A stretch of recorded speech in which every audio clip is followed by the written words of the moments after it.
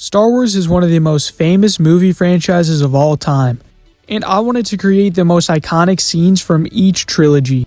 So without further ado, let's get into it. Starting off with the prequel trilogy, I went with Anakin versus Obi-Wan, specifically this hallway fight scene. So I gathered my pieces and it was time to build. In the hallway that they're fighting in, you can see that the walls are sort of angled.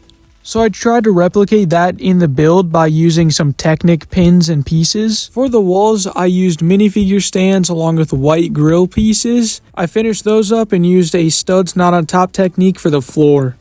I'm using the Anakin and Obi-Wan minifigures from the Duel on Mustafar set. I placed them both and the build was complete. I angled the walls to what they look like in the movie, and here's what the build looks like from the inside. I think it does a good job of representing what the movie scene looked like. Now, it's time for the next build. For the original trilogy, I had to go with the binary sunset scene with Luke looking out onto the horizon. I truly think this is one of the most iconic movie scenes of all time. I started off by using some sand-colored base plates. For the horizon/sunset, I used a bunch of bricks. I've never really built a distant horizon or sunset with bricks before, but I think it turned out pretty well. I also used some white bricks to represent clouds. Then it was time to build the sandy landscaping. To do this, I literally just placed a bunch of random sand-colored bricks. For the minifigure, I'll be using a Luke Skywalker, just the standard New Hope version. So I placed him in the build, and it was complete. The final product, in my opinion, turned out great. I think it does a good job of representing that iconic scene. And especially since it was my first time building something like this, I'm proud of how it turned out. Now, onto the sequel trilogy.